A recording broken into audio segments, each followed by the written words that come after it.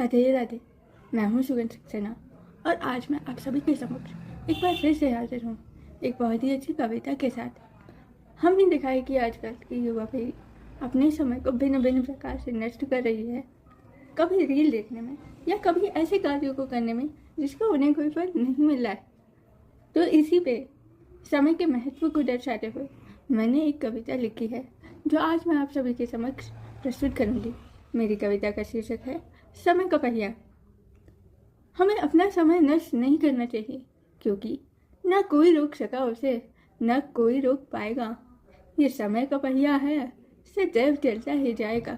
भूतकाल का साक्षी है ये, भविष्य भी यही बन जाएगा।